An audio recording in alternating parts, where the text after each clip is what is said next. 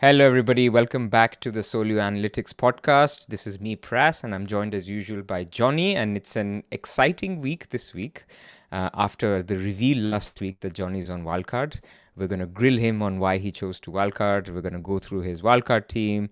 We will be looking at a free hit team.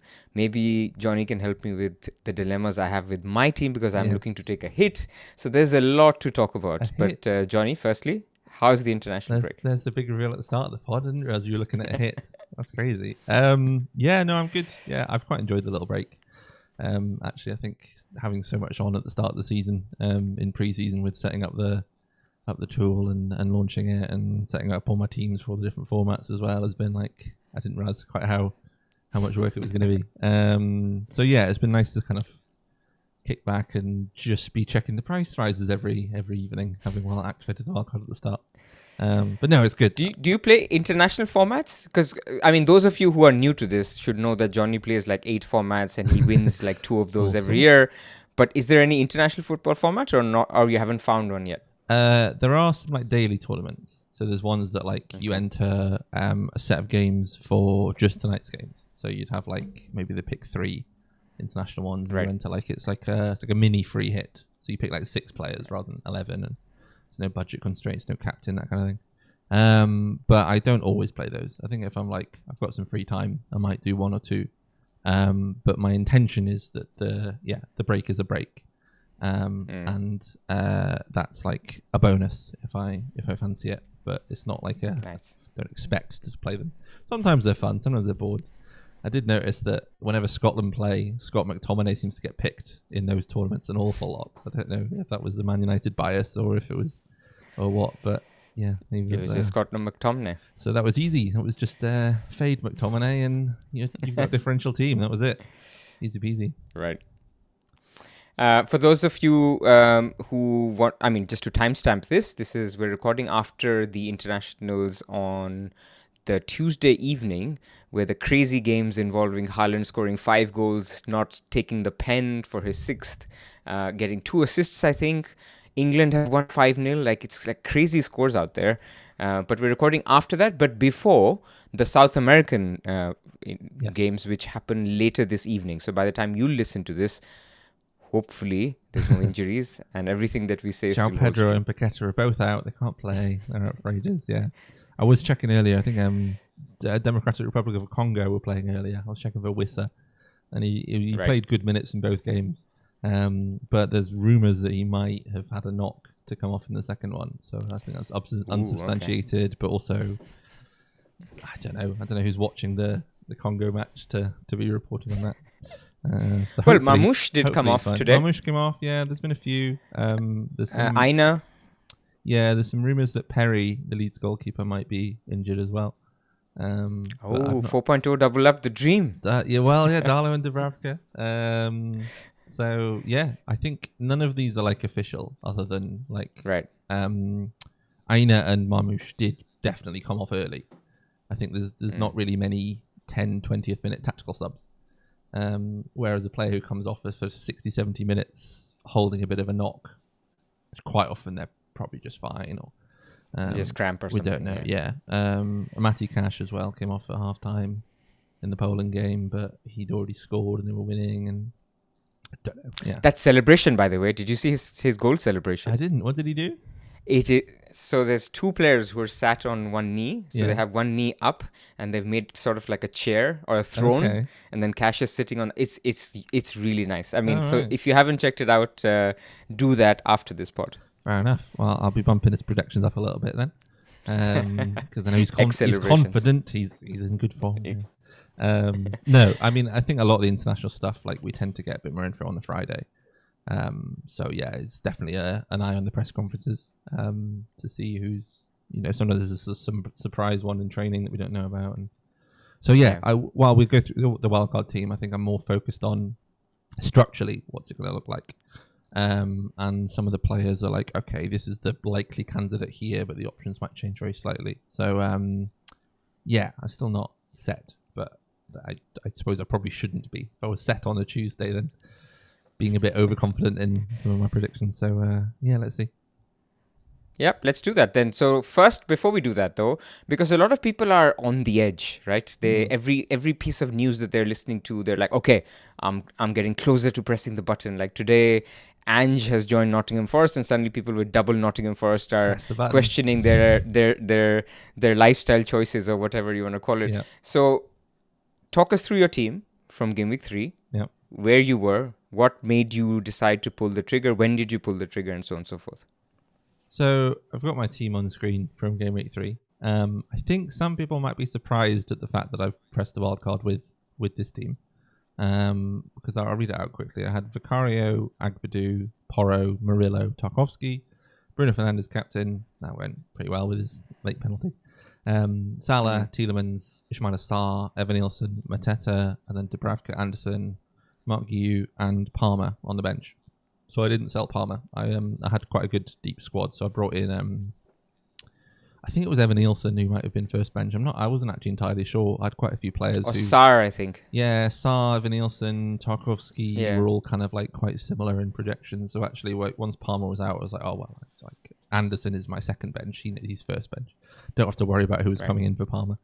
Not sure who I would have settled on. But anyway, that was specifically like, okay, I've built a squad to be able to deal with not necessarily Palmer getting injured, but something like that. So I'd actually rolled 3 transfers. I haven't made a transfer yet. This is my Game Week 1 team as well, obviously in a different, formation. But what happened is obviously Palmer has missed Game Week 3, Game Week 2 and 3. Is that right? He got injured in the warm-up. Well, no, he just missed. Yeah, he missed the warm-up for Game Week 2 where he was mass captain. Yeah, and then he obviously and missed then wasn't back for Game Week 3. And Ismail Assar, while he scored, went off with an injury. He even got booked for getting injured because he sort of was in a tackle and dived to the ground when he pulled his hamstring or whatever it was. But I thought he was probably going to be okay. He didn't look too bad, so I wasn't really looking at wildcard 4 until that. But I think that actually was the straw that made me go, actually, I'm going to look into this a bit more. And I'd start to get my head around a little bit what was happening around a potential Game Week 17 blank, which I know is quite a long way away. But Ben's been talking about this since the start of the season. I was sort of half joking because we had the League Cup games. And I realised that the League Cup final, which is clashing with Game Week 31, actually had a fixture which was confirmed after round 2 because Bournemouth and Man United both went out. I mentioned this to you the other week. You did. I said if Man United lose to Grimsby, we'll have a confirmed Game Week 31 fixture, sort of as a joke. And then I even tweeted when Grimsby went 2-0 up because I was like, I'm not sure they're going to hang on, but it's nice to know that this might have some small effect later. And then they did hold on. Very sorry about that, Pras, but I've got a friend who's a Grimsby fan, so I was also hoping for them to win for that point of view. But anyway, so Game Week 17 is just after the Europa League final match day of the league stage in that midweek, and also the EFL Cup quarterfinals. So they're both that midweek. So the issue is that if Palace make the EFL Cup quarterfinals, then they'd be in both of those. So one of them would have to move. They can't move the Europa one because it's dependent on the other leagues. So they'd have to move the quarterfinal for them. And there's not actually any space in another midweek before the semi-finals would need to be played. So what we think would happen is that they'd move it to Game Week 17 weekend because they can put the Premier League fixture somewhere else. It wouldn't fit in the first half of the season, probably. There's a small chance they could squeeze it around a Christmas Eve fixture date, but it would likely cause a blank for Palace and Leeds, which would probably come in Game Week 20 something once we have a space where they're both free. But their opponent, if Palace play like Liverpool in the EFL Cup quarterfinals, then Liverpool's game against, I think it's Spurs that week, would have to also move. But because Liverpool and Spurs would both be in Europe, there might not be as much space later on. So they could put that when Palace are playing Europa League, because it's not midweek Champions League, it's not Europa League, so they can put that in that midweek and bring it forwards and then it's double game week 16. So it's still a little bit fiddly, and it's actually like, obviously game week 16 is when we get 5 free transfers, and AFCON's coming up as well. So it's not something I was like, I need to have a plan of what to do. But I thought actually wildcard and free hit to some extent will be useful around that period, or have a high chance of being more useful than just a string of single game weeks. So what I did is I ran some like long chip solves to kind of like extrapolate. I ran some simulations up to game week 22, I think it was, just to see how valuable the chips were and where they were most valuable if all the players stay fit as long as they are now, and we have a double game week or we don't, or a blank game week or we don't. And essentially what was coming out was that a lot of the permutations were all very similar, which is not totally unsurprising because it's a long run of single game week fixtures. There's not usually, there's a few fixture swings, but there's not anything like huge. Whereas we're used to chips having like free hit when there's like 4 games in a blank, and bench boost when everyone's doubling and that kind of thing. So obviously there's like there's a fairly obvious point to play them. So looking at that and realizing that actually wildcarding now had as much value as wildcarding later, and as long as I left either the wildcard or the free hit for the max chaos scenario of 16-17, then I was going to be in a fairly good spot. And I think wildcarding now also, because I can roll the transfers through it, I can wildcard with 3 free transfers and set myself up for reacting to game week 6, which I think is a period where people are kind of looking at either playing a wildcard or a free hit chip or making a few transfers. That's the next upcoming kind of swing. So rather than using my transfers now to like semi-dead end into a potential wildcard 6 or a free hit 6 or something, I can set my team up now to then use my hopefully 4 transfers in game week 6, if I can roll again in game week 5, to make the transfers to pivot my team into, so Haaland is probably hopefully one I want to be on for game week 6. I know a lot of people will free hit to have him as the captaincy choice, but I also looked at game week 6 to 13, 14, 15 period, and I don't think Salah is someone I like will need for captaincy after the next 2 weeks. He'd be my captain game week 4 and 5. I think he's fairly clear for both of those. But after that, I was like, I don't actually need him.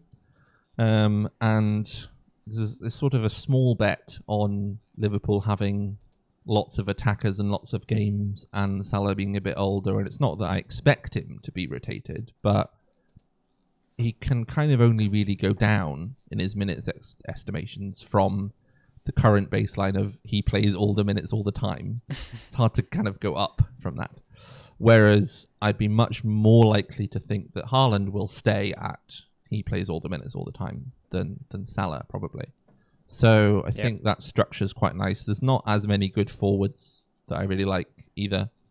And there's quite a few mids emerging. So another thing that made me think actually wildcard 4 with a bench boost 5 was that a structure with a 4.5 forward to spread the funds out was actually looking quite strong, because you can get 5 good defenders. You don't need to have these kind of like 4. Well, I mean, we've got some actually quite good 4.0s rather than like used to be like, who is the playing 4.0 for Luton? It was like Amari Bell or something. But then the 4.5s are a lot better as well, right? So actually you can rely on 5 defenders and 5 mids a lot more.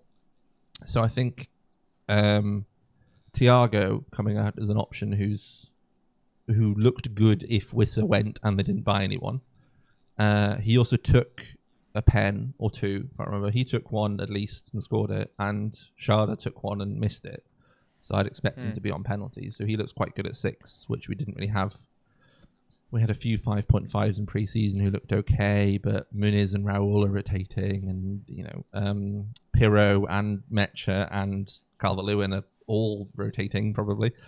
So there's not really anyone that cheap. Strand Larson 6.5 looked quite good, but has had an injury, and he's probably fine, good option. But we've got a 4.0 playing keeper who's got a good fixture in game week 5. We might even have 2 if Perry allows for Darlow. I don't think I'd double up, but I could go Darlow over Dubravka. And Palmer's injured and Saka's injured. So actually, Game Week 5 feels like a good time to bench boost because there are fewer premiums that I want because 2 of them are injured. Palmer might be back, or Saka even might be back, but I don't need them. And I can set up a nice squad to then come off that and be flexible. So I had a few players dropping. I know Tielemans was dropping in price, and I started looking at who was on the wildcard 4 and a few of them going up. So I did actually, I haven't actually activated it. I've made some transfers last week. I thought there's a teeny tiny chance that I free hit instead, so I didn't play the chip. But I'm committed. I'm doing something. Last week, once a few players changed in price, so we're all in. So I think if Sarr hadn't been injured, I probably would have just, hoped Palmer was fit, and then I'm looking good. Or if he's not, I can do 2 transfers. I can move to, I don't know, Saka or Gyökeres or somebody like that. But I saw an opportunity to play it, get my bench boost played, come off a few players who I'm not as keen. I think Wolves' defence hasn't been as strong as I'd have liked. I thought Murillo hadn't been as good as I might have liked. I didn't know Andrew was going to come in, and I don't think he makes them all that much worse. But I know Murillo hadn't got as many defcons. So there's a few players that had just slightly taken a dint in my estimation. Not that they're bad. Porro as well. I know Udogie's back fit, and I expect Porro to play all the games, but now there's a teeny small threat that he doesn't play at Spence and Udogie. So I think summing all of those up was enough without there being like one big problem or anything. I guess Palmer's a problem if he's out, but so I think that's why like no one in my team is like, I don't like them, I don't want them. And I have 3 transfers. I could have fixed it with that, but I thought actually there's enough to like go at it here. And there's a small reason. I think. Sorry, go on. There's a small reason that if I play it now, I don't have to keep assessing when I want to play it. Which partly as someone playing a lot of formats, that's beneficial. But I think that's beneficial anyway. Like actually, like if it's not going to be a terrible decision to play it now, I'd be like maybe I get it wrong or maybe it just goes wrong. But I think I'd be surprised if I got to game week 13 and went, I can't believe I missed the chance to wildcard here and I've really messed it up or whatever. Like, it might not be as good, but I'm perfectly happy that this will be a good strategy. Whether it's the best one or not, let's see.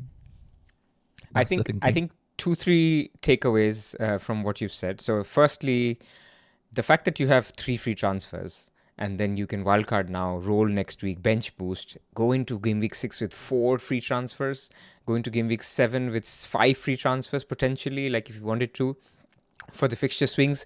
You're basically saying that it's a good strategy because you've seen certain trends, you've changed, maybe I don't want to say on the margin, but you've changed some key positions, and you're carrying a lot of transfers. So I think one thing is for people thinking about it, the fact that you have a lot of free transfers makes a difference, as opposed to somebody who's doing it with 0. Second thing, I think another important point you mentioned was just the value of chips. I think first half of season, this is the first year we're doing this, people will just understand. Like if I free hit in game week 6, people, I already know.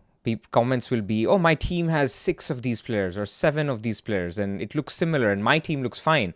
Well, when other people will free hit, my team will look fine as well, because that's what it means. We're all engaged. We'll always, hopefully, we're all engaged enough that we will target the best and the second best captaincy. We'll target good fixture runs. And unless it's a unique position where 3 players get injured and only for a week, then free hit will become great. But I think just the value of that. And same goes for wildcard. Like you've just mentioned, you can wildcard now, save your free hit. Someone else can free hit in now or in game week 6 and then save their wildcard for later. As long as you're doing a strategy and you're working around your transfers and a plan around that, I think these are all, I want to say 10-point chips, maybe sub 10-point chips. Yeah, somewhere around there. I think when I was running the like how much is the free hit worth, like I ran it for like wildcard 4 with free hit in every possible week up to the 20 just to kind of see. And even with the like double game week permutation in 16 and 17, and the most it was going to get was like 8 points. Yeah, that's but what I think like you can maybe expect to get a little bit more out of that, because that was just purely like nothing changes between now and the end of the season, or halfway through the season.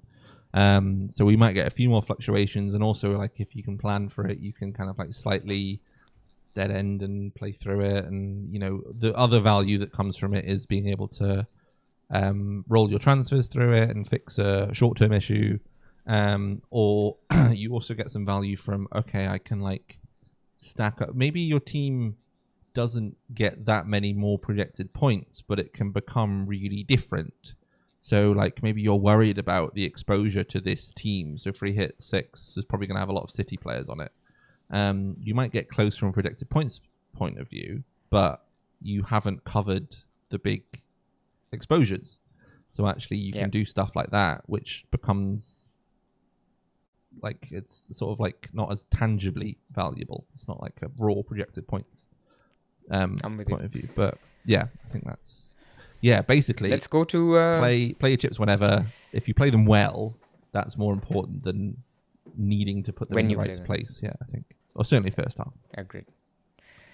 So let's go to the demo. Let's see if this works. Yes, the demo works. Okay. We did so try go on, man. Talk us through it. This is on.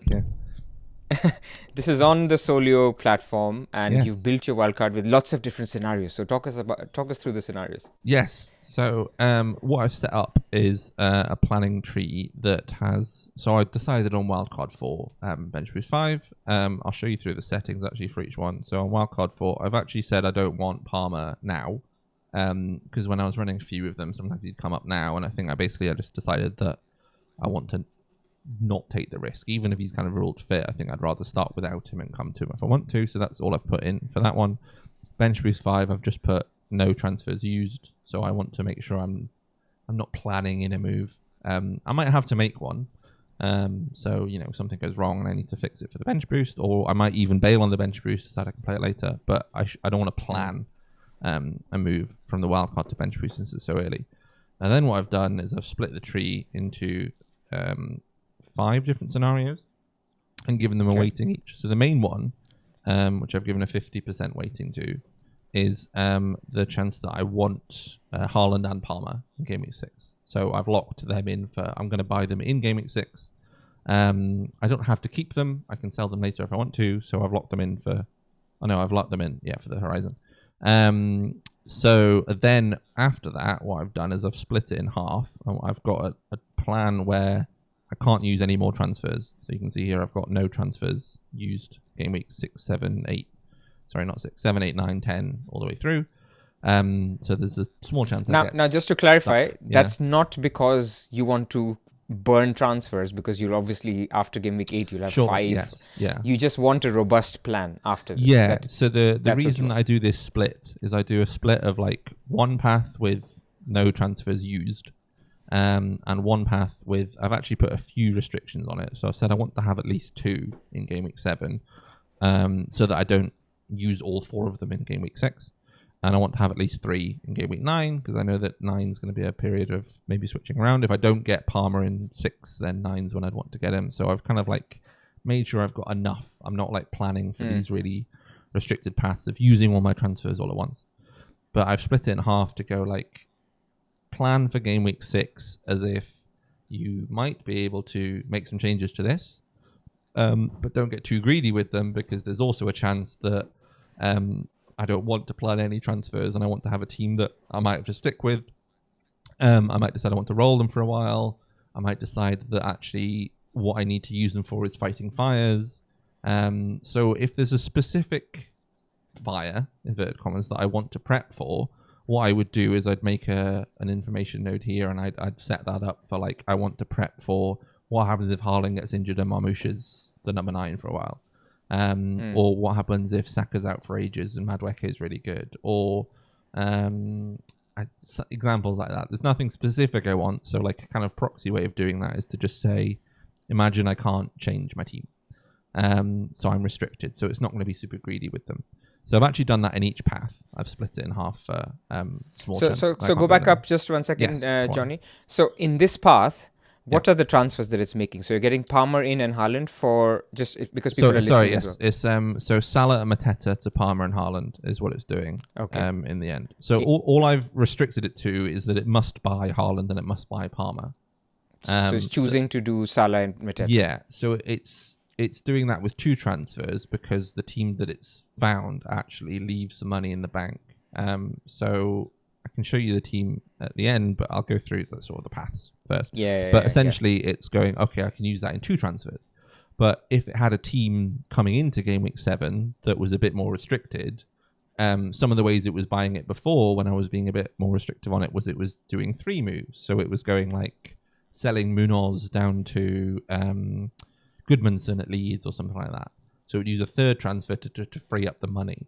But it's had a better team in Game Weeks 4 and 5, or supposedly a better team. So the moves it's come up with is to like, I can leave some money in the bank, and I've got Salah and Mateta to Palmer and Haaland, which is actually the same moves in this second path. But all I've done here is I've said that I want to lock Haaland in. So I wanted to leave it the option that maybe there's a route to Haaland that doesn't buy Palmer immediately, and it buys him in Game Week 9.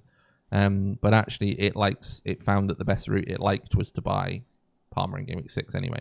It didn't find a different route to Haaland that it preferred that then bought Palmer later. But I wanted to like leave it a chance to do that. And also I had some slightly different restrictions in Game Week 7. So it's actually gone, you see it's downgraded Thiago to Obi, who's a 4.4. So it could be any 4.4. But it takes the money out of that 3rd striker spot to then go and get Gabriel, who's not in my starting lineup. Whereas this one has gone Virgil to Gabriel, and it's taken a bit of money out of cash. So there's a few ways I can get to Gabriel who I've not started with, but I know that I might want him later. So actually, it allows me to choose how to get there. And there's a small chance I might not want to get there. Maybe Gabriel's injured and I go to Saliba, so it lets me do that. I've also starting with 2 Arsenal players, so it's a chance I might want Saka, so I don't want to lock myself out there. But the solve is kind of taking care of that for me. It's making sure that it knows because I've set up all these different paths for it. So this one, I gave a small chance. It was Haaland without Palmer. And then I've got another path that I gave a 20% weight to, which is Palmer without necessarily having Haaland. And it doesn't actually go for Haaland immediately. So like the top line, so to speak, if I don't lock Haaland in, is not to buy Haaland. But I know from testing that actually buying Haaland still comes up very strong. So it's not that it's like I can't buy Haaland, like the solver says it's not good enough. It's just that it's close and actually it's not the best solution. Yeah, so it's not the because top, if I look at projections, but it's close enough and it's actually really different. So it will allow me to do stuff later. Because sometimes the top solution is like, oh, the next best solution is to pick a different 4.5 mid. And you're like, well, that's kind of the same, really, isn't it? But actually, sometimes you get these solutions that are really close, but very different. So I want to make sure I can be able to pick which one of those I want, rather than you don't need to be as flexible to get to Game Week 6 and decide which 4.5 mid you're going to buy. Like the flexibility is not as important there. But Haaland or Palmer or both or neither is a bit more tricky to get to. Sorry, you were saying. It's interesting that you're using. You are sort of telling the tool on the big premiums, which is I like it a lot because that's where beliefs come into it, right? Because if I look at raw data, like apart from Game Week 6, there's not a single week until Game Week 15 where Haaland is the top captain. So I can bring it up here. Actually. So 6 is top, 7 is not Bruno. 8 it's Salah, Haaland not too far behind, 9 is Palmer and Salah, 10 is Salah and Haaland, 11 is Palmer. Yeah, he's not actually that high. I mean, 13 I can go for him, and there's a few options where he's close, but exactly. No, but I mean, I was saying that as a good thing, that you have a certain belief that you started this pod with, saying that you think Haaland's performance and the error rate in that performance is low because he's off the edge and he's off the attack, where it's already, we know what we get with him. With Salah, there is a little bit of, we're in flux.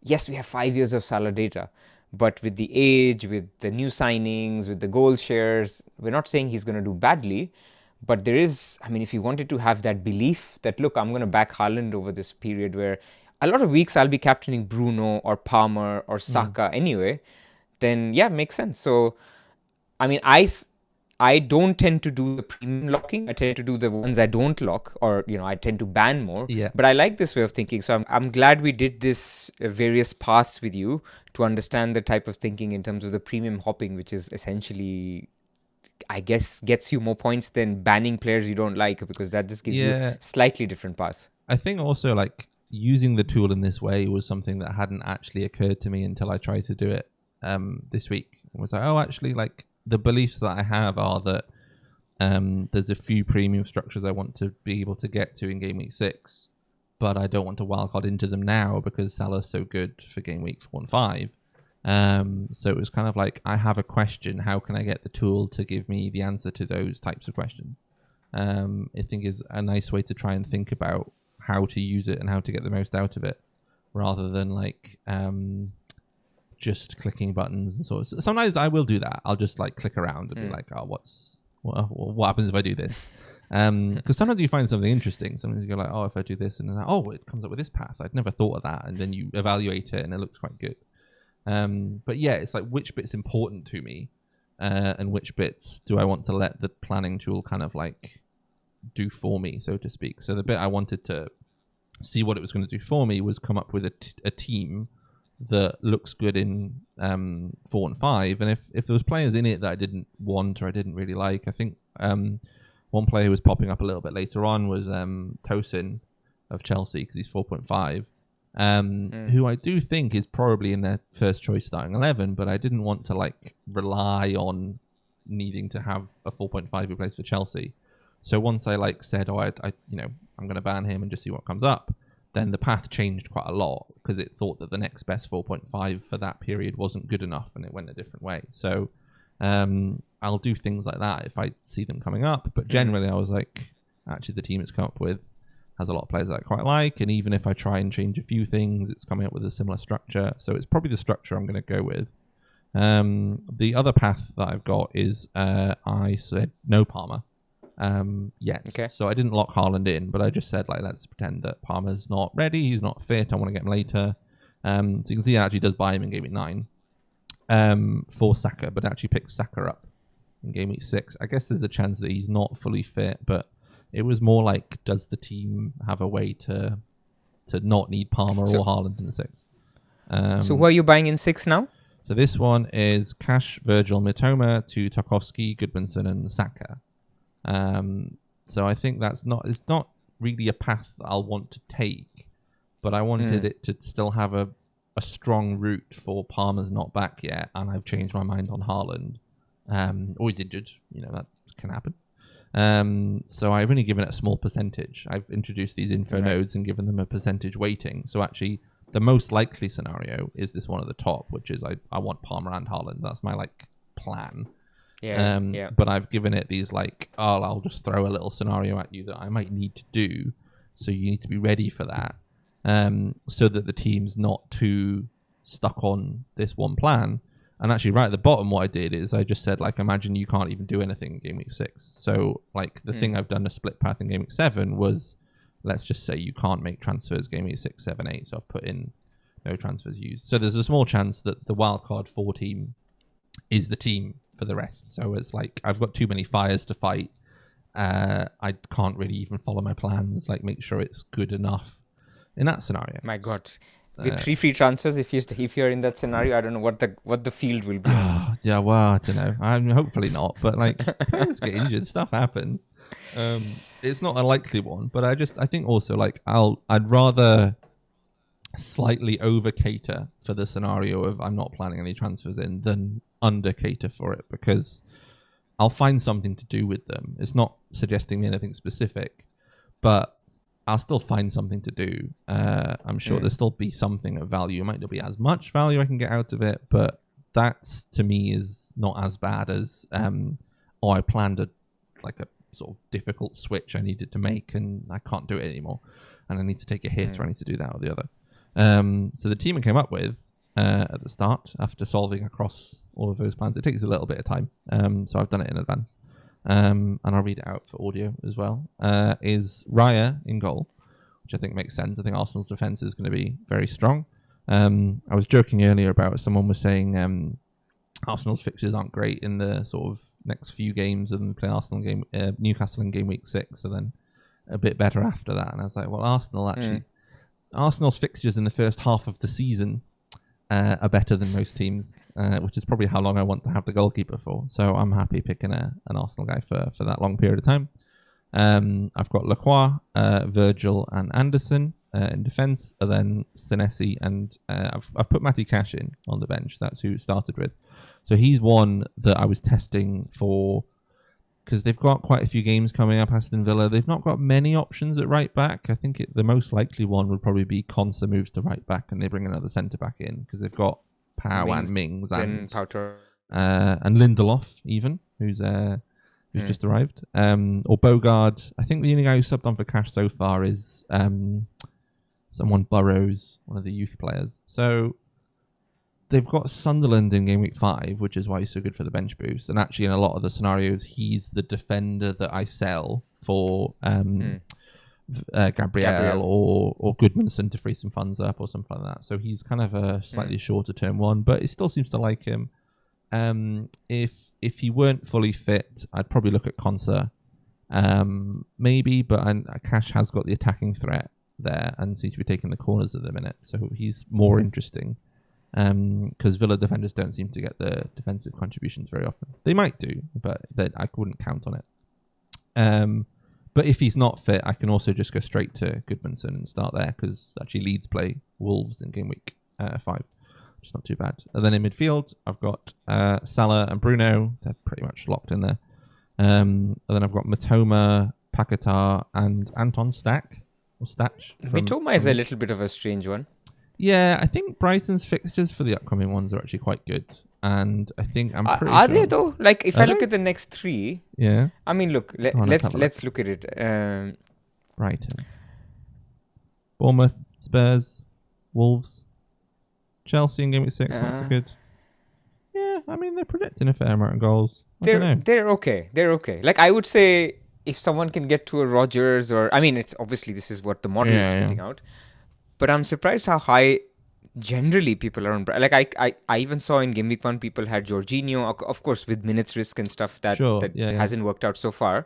I don't get the Brighton... Yeah. I mean, I would go Minte and just save the money. They've got a nice stretch, 10 to 15. Maybe long term. I know that's a long way away. You're right. He's certainly one who's like, there's lots of 6 to 6.5, so he could be any of them. But I do quite like him. I think he's a good player. I think he's going to be playing a lot of minutes. The games he's not played in the Premier League before has tended to be ones where Adingra was coming in, and they've sold Adingra, and their backup left mids are probably like Kadioglu, actually playing as a left wing, or Watson, the young player they signed from Sunderland. So I think their backup left wing is not as strong as it used to be. So I wouldn't be surprised to see him playing a lot of minutes. But again, there are lots of options. I can go back to Tielemans if I decide that he is someone I still want. Of course. Who obviously, I've sold him for 6 and bought him back at 5.9. So maybe I can save some money. Minte, I think, is good as well. He actually tends to do fairly well on relatively well on the defensive contributions relative to where I think he should be, because he does a little bit of that. But I think I'm just slightly more worried on his minutes. I think that's the issue with Brighton, is that they've got a lot of players. They've got a strong team, and they've got a manager who won't tell you when their players are injured or when they're back. Which is what I'd do if I was a manager. I don't begrudge him of that, but equally, it's not very useful.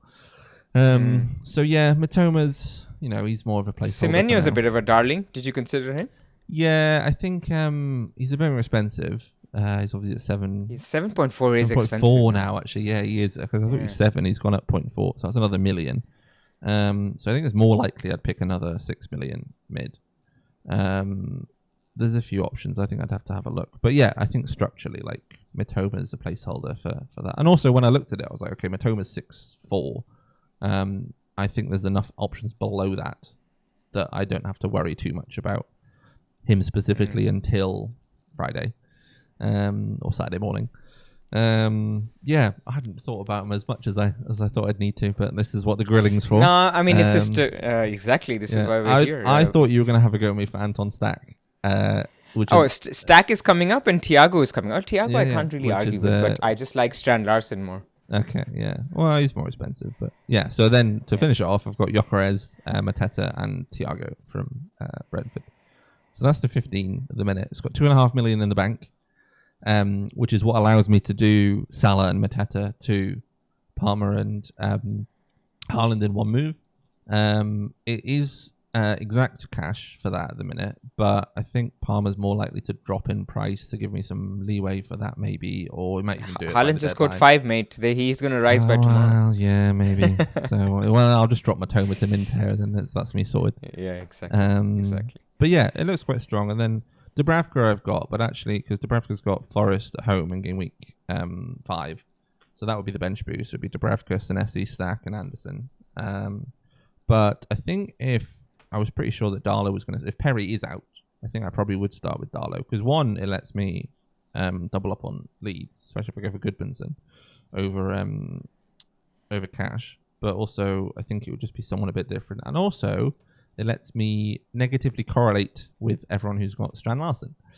Yes. So I can go against him doubly in some ways. But yeah, I don't know why I've gone against... I mean, I didn't start with Strand Larsen. I thought I didn't want him. It's not just since he snubbed Newcastle and didn't sign for it.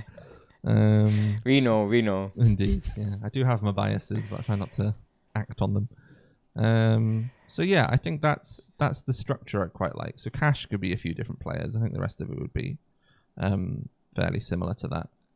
Virgil, I could start with Gabriel, as I mentioned. But I like the fact that I can start with Virgil and then either double up with Gabriel or move him across if I need to. But then Anderson's just good long term. Senesi's good long term. Fernandez will stay there a while. Gyökeres will stay a while. Mateta's one who could move on. Let's see your Game Week 6 team. How does that look? Because you're obviously saving the free hit, yes, right? So let's see the one in your main path. Assuming I do Salah and Mateta to Palmer and Haaland, then I'd have Raya, Cash, Senesi, Virgil, Bruno, Palmer, Pacata, Stack or Matoma, Gyökeres, Haaland, Cap, and Thiago. So I think that's all right. Not too bad. I mean, it's a bit worse than free hit 6. What's your mean points? Is that 68? 60.7. Ah, okay. Yeah, I'm on 67 because I've got free hit here.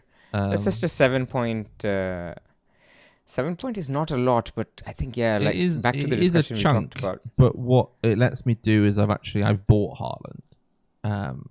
So I like having that for the longer term. And I do like having a different team to other people if I can do it without too much foregoing. I think I know James Trout started with Haaland. But I think Salah game week 1, 4, and 5 looked like too much to me to go against, and I wasn't sure if I was going to do that, and I thought it would leave me in a spot where I might need to use some transfers a bit more. So I didn't start with it, but I'm quite keen to join him in game week 6. No, it makes sense. I mean, to be honest with you, let's just talk about the path beyond, and not everybody is interested in this except for the ultra geeks, the fixture geeks. So in my path, if I free hit or not, it doesn't matter actually. Yeah. In my path, I'll be selling Salah as well. In game week 6 or game week 7. It's just that the Salah sale will be for Saka and Palmer. So actually, I'll have Nomium from game week 7 to game week 12 because these guys are not optimal captains in any single week. Should we bring your team up? Do you want to have a look at yours? Or have you got more questions? Sure. Yeah? No. Actually, no. Let's just stay on your path for 1 second. Sure. Because what I want to understand is, how does your team get to, in game week 13, Salah back? Is it that it's selling Haaland or is it doing this already? Because game week 14, Salah is outright the best captain, if not the best triple captain, because he's home to Sunderland. Mm-hmm. And there is no other great captain. So can you see game week 14 here? I can go forward and see what it's doing, but I wasn't really looking at this too much. Bruno's 6.8. Bruno's 6.8. So Salah's like 9. Yeah, I mean, Salah goes to AFCON not long after that. I can free hit 14 if I want to and get him in. I know I can't triple captain him then. So that I think free hit 14 is my like safety net plan for I haven't found a better spot for it. But yeah, I don't think I need. I've got Gakpo here. I think also what I'm doing here is like it's planning a path for beyond that, but it's not really one I'm sort of. It's more like looking at up to this period. So the actual moves it's making, I'm not really too fussed specifically. Like I probably wouldn't do Gabriel Paqueta to Diakite Gakpo because, well, I mean, if Gakpo's like looking like he's playing all the minutes, then sure, why not? But I don't think that's something I'd necessarily look at. And as you know, it's game week 12 is, God, I don't know when that is, December, November. Who knows? No, I mean, this is why it's I'm just speaking as a non-wildcarder. I haven't. What I'm worried about. Yeah, I think I tend to try and think of it as I want my team to be in a good position, and see what it can adapt to, rather than having to like plan what specifically it's going to do. Because hopefully as well, if I do this, like I'm not sure if I'm going to use 2 here, but I'll have 3 free transfers in game week 9. I don't need to do this move to get what's this doing? Stack to Neto against Sunderland. But I can start rolling here, and then I get to a point where I've got like 4 or 5 transfers. And then I can do a lot with that in game week 9 or 10, or there'll be new stuff to react to by then. I think like planning intricately that far ahead to me only makes sense from it. Yeah. I'm not saying it's a silly question. I'm sort of thinking through why I hadn't thought in detail about those moves. But I think so the big picture planning is I think in my head is Salah essential in air quotes game next 2 weeks. Haaland is very important game week 6. You don't have to. It's not that big, but it's nice if you have him. Then I think you go into a period game week 7 to 12 when neither are that important because they play Newcastle, they play each other, and there's other fixtures for Saka and Palmer which are great, and Gyökeres. So that structure. And then game week 13 to onwards, they're both, the way I'm thinking about it, they're both in the team that you need because their fixtures are just incredible. They play 3 promoted teams in the next 6 game weeks after 13, game week 13. So at least in my mind, as a game week 13 wildcard, that's what I'm trying to think through that's terms of the premium hopping. Wildcard 13 ideas come from, really, is that like this is the premium structures you roughly might want to be on. Exactly. You can manage with transfers and maybe a free hit up to 6 or 7, and then 7 to 13 is, it doesn't really matter. You can have one if you want. And then it's like, okay, I need to get to both, and getting to both is quite tricky. So I think it's more likely that I don't get to both than I find a nice way to do it. But I'm sure there are going to be ways to get back to Salah if I need to, and I'll have the especially free hit. With your 8 free transfers that you load up by then. Yeah. So I guess I'd come off Palmer, but then if I need to get onto Salah in game week 13. I have to get off him in 17. So you need to accumulate. I know I'd have 5 transfers for, but then hopefully I can be, if I'm behind on Salah 13 to 16, then I should be ahead on those guys 17 to 20 because I'll have the transfers and I don't need to do that. So it's not always, but also no idea what it's going to look like by that point. I think if it looks good. For the next 3 or 4, and then it with some specific plans that I can, and some adaptable plans, and then from game week 7 to the end, it's strong. It should be fine. I can figure that out later. Once lovely Haaland's been sold in January, or I don't know, all sorts. Yeah, right. Your team. What are you doing? Excellent. Let's get to it. So I am hyper fixated on Wildcard 13, rightly or wrongly. Right? I've looked at my team. This is my team. Oh my God, they're playing Dubravka instead of Sels. That's the first sign why I need a hit. So how'd you get here? I mean, the team is. You started with. How Sels did I get Dubravka, here? Right. Did you not look at Gameweek 4? Well, what I mean is, it wasn't. This was the week where I don't have a good keeper, and this is why I think it's a good entry point for getting Raya, even if it's for a hit, because then Raya is there until game week 12, and I think he's the best keeper until game week 12, maybe even beyond. So this is why I have 2 million in the bank, because last week I sold Palmer for Anderson, and I could have gone to even Sar, so I'm glad I didn't, because of some future planning, not because I thought Sar was bad. Not that Anderson did anything. And Mateta. Yeah. So with the 2 million in the bank, the plan was just to get from Van de Ven to Munoz, or to Gabriel, or to Van Dijk. Now I'm thinking I can do Van Dijk or Munoz and sells to Raya. Sells to Raya just makes, and both Munoz and Van Dijk and Raya are 3 people who don't have great fixtures in game week 6, where I am increasingly looking to free hit. I'm not set on it. I'm not completely sold, because the team is not too bad, especially because I have Watkins, who has good fixtures, next week, the week after, including game week 6. I've got Wirtz, who's fine for the next 2 as well. So certainly not wildcard territory, but I just feel like a hit would make sense. And there's another reason for the hit.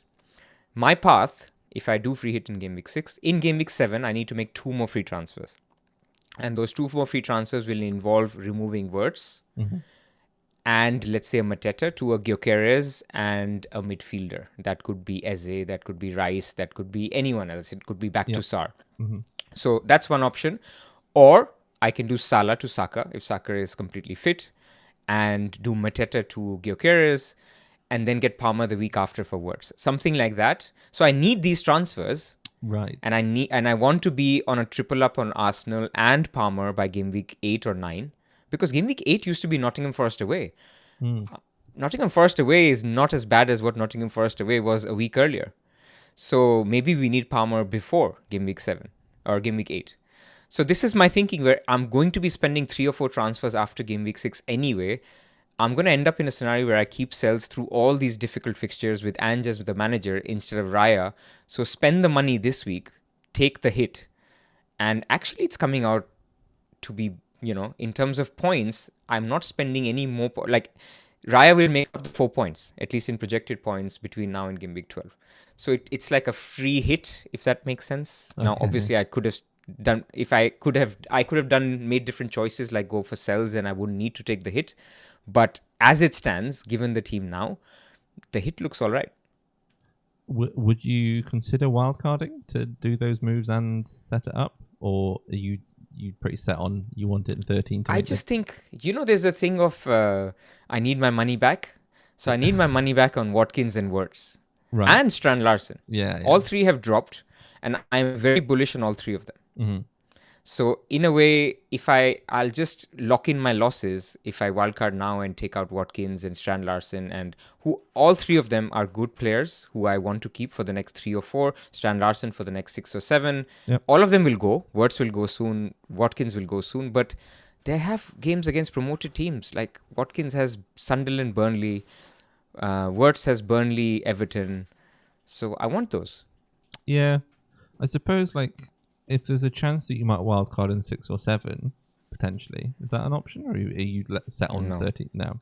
Because I was going to say, I mean, if the team blows up, I'll never say never. So because the free hit for Raya only makes sense if you then don't wildcard till 13. Yeah, so there's I'll be very shocked. Yeah, we're going to speak every week.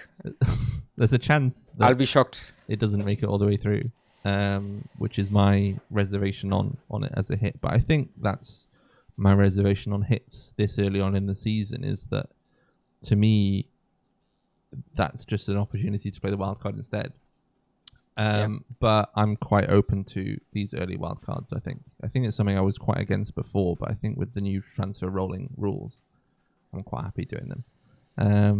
So I think, there's also a sense of I'm not set on what the wildcard would be necessarily. Some people are like, we've had 3 games, I don't have enough info on what I want to lock my team into. And equally, and not to make this about my team again, one of the benefits I've got with that is I've got 3 transfers rolled, so I don't need to it doesn't have to be. I'd be in a different mindset whereas if I had if 3 you've free got transfers one, as yeah, well. I think wildcarding with one is like people have looked at wildcards for bench boost 5, free hit 6. I think is probably the most common strategy for people who are wildcarding with one. So if you look at this team now, after you've made my transfers, look at Gameweek 5. That's a bench boost. Yes. Yeah. At least that's the plan. That's strong enough. Yeah. You've got Dubravka, Porro, Estev, Reinders away to Arsenal. Yeah. So you think if everyone's fit, you'll bench boost anyway? I could. There's an alternative where I do Estev to Munoz and still do Sells to Raya. In that case, bench boost 7 is a better week because both Van der Ven and Porro have leads that week. So the fixtures on paper are better. But that's the week just before international break. And we know what happens before international breaks. Players suddenly start to get niggles so they don't have to go on international break. Then the week after the international break, they're not back yet. Then every week is... then 2 weeks before the international break, they might be thinking about it. So every week is... No, I'm joking. I think this was something I used to do in some of my literature essays at school, is you just talk about how the word is emphatically positioned at the start, the middle, or the end of the sentence. And you just need to make something up. So yeah, it's before an international break, it's after one, it's just leading up to one, it's European midweeks. Yeah, they're all bad. It's Christmas. Yeah. But yeah, I mean, that is a reason to like, and people who played it in Gameweek 1 was a chance to just get it done and out of the way. But I think like if you've got a playing goalkeeper and a playing 8th attacker, you're going to have some bench boost opportunities somewhere. Exactly. You're not going to have a terrible one. You might not have the best one that you want, but if you keep waiting, like there'll be some spots to do it. So yeah, I think having that open, especially with your chance of like not entirely sure where I'll need my transfers. I think you've got a few good options for playing it, and yeah, Gameweek 6 with a free hit to boost. So yeah, I think that looks pretty strong. But I think I'd wildcard. This is probably a silly way of saying it because I did instead of taking the hit. But I'm not as keen on the Gameweek 13 switch, so I can see it. Yeah. Did you think about Gameweek 4 when you picked Sells and Dubravka on in Gameweek 1? I did, but that was the 1 week where with the. Yeah. I was planning. I mean, obviously, this was at a time where Palmer would have stayed in the team, right? So it was not like. So I was planning a Raya in move even then, but it was probably going to be Gameweek 7 or Gameweek 4. That was the thinking by going Sells. Could I have just started with Raya? Maybe the transfers have gone because it had to fix Palmer, whereas in an ideal world, you can move up to Raya. That was the thinking, that I'd get to Gabriel and Raya. Ideally, that's what the thinking was. But it is what it is. You have to sort of go with what you have now. And I am quite set on Jonny on Gameweek 13 wildcard. We will talk about this every week. I'm not trying to persuade you off it. I have a setup in mind. I've got Salah, Haaland, and potentially an Isak in my team, and a couple of Newcastle defenders. There's a vision. There's Van Dijk in there. How soon after the Gameweek 12 deadline are you pressing the button? You refreshing the page, going, I want to draft it. Absolutely. Get the price rises immediately. Yeah. Right. So what we can do next is we can look at a free hit 4 team, which I can do. Yeah, a lot of people are on free hit, especially those that are heavy on Forest, maybe have a Bruno, maybe even have Haaland and not Salah. All of those guys are looking at free hit 4 as an option. Mm-hmm. And so what is Solio telling us? So with free hit, I think I should add this caveat. With free hit, there's no stochastic optimization needed. So there is a Solio free hit. There is no Solio wildcard because you need to optimize for your beliefs and your changes. Although here as well, you can have beliefs and change them. So we'll show a few options, and the benefit of the live tool demo is that I can tinker around a little bit while we're doing it. Do it live. But, the issue with a Solio wildcard as well is like, when do you play the bench boost? When do you play the free hit around that? That affects how many transfers have you started with, how many, whatever. So, like, it's very complicated. Whereas the free hit is, obviously, it's based on the default values that we've put in. Some of which are, like, not maybe the most likely outcomes. It's more of a sort of average case for the user to come in and go, okay, like, I've got a baseline for me to start moving from. But certainly from a team strength point of view and player ability point of view. So what we've actually got in the free hit is it's got Barnes and Wissa, which I would note is like those are probably the two most likely or most potent attackers for the Newcastle game, but they're not guaranteed to start. So they come up in the solution, but you might be bullish on Walter starting over Wissa. We might get news that Wissa's injured. I thought Barnes was going to be playing with Gordon out, and then it was Asula and Murphy up front in a weird format, and I was like, I don't know what this is going. So Howe has confused me. But if you're bullish on someone to start in the Newcastle game, then I think those attackers are pretty good. But around that, it's got triple Palace, which I think makes sense. That's what you go for. Which has now become Munoz, Lacroix, and Mateta rather than Anish Malasar or I think Pino's a small doubt as well. So the mids aren't quite so good. It's got triple Liverpool, which I think would be fairly straightforward. It's got Salah, Gakpo, and Virgil van Dijk at the minute. And then double Arsenal with Raya and Gyökeres, and Ilman and Diaye on the bench. Sorry, not on the bench, as the 11th attacker with Dan Burn as backup. Yeah. But again, you can actually generate some solutions that are very similar to this. So if I just straight away said, I don't think Barnes... Yeah, if you say I don't want any Newcastle... I don't want Barnes, I don't want Wissa, I'll do it again. So you see actually it's dropped like 0.3, 0.4 points, and it's brought in Gabriel and Bruno Fernandes for those two. And then the team is basically the same. Other than that, I think bench has changed. But actually, Bruno Fernandes away to City. People are not going to like to hear this. That's all right. I'll ban him. Then we'll run again. And then we've dropped nothing. So now it's got Gakpo, Salah, and Wirtz, and Bruno, a different Bruno, the other Bruno. So actually, you can see that the total isn't really changing very much. In fact, in that one, it didn't change at all.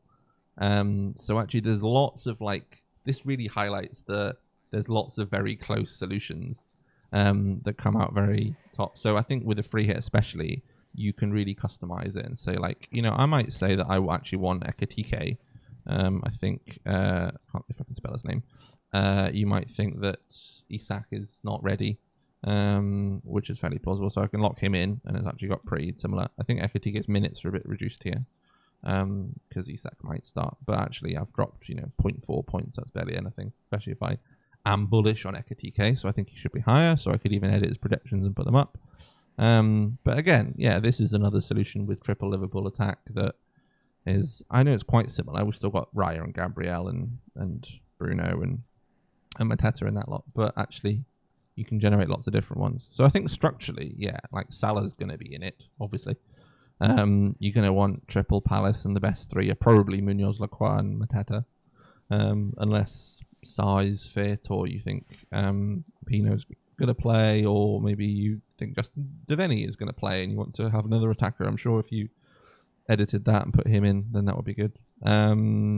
So there's a few ways you can mix around, but I think, it's pretty much triple Liverpool, triple Palace, some Arsenal. And I don't know how people exactly feel on Arsenal defence coming up against Angers Nottingham Forest, but I'd also say Angers Nottingham Forest it's not really Angers Nottingham Forest yet.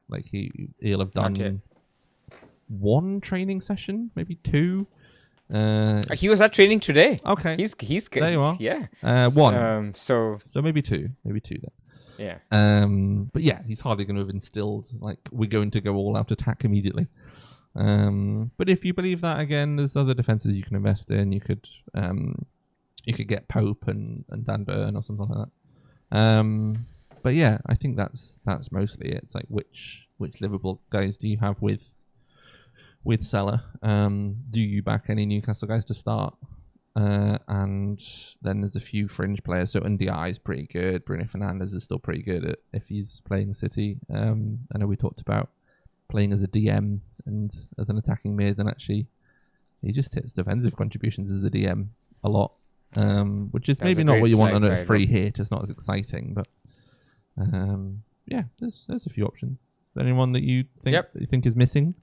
Who you'd have in? Or? So I think this team now, where you've locked in Ekatike, is very close to what I think the popular team is going to be.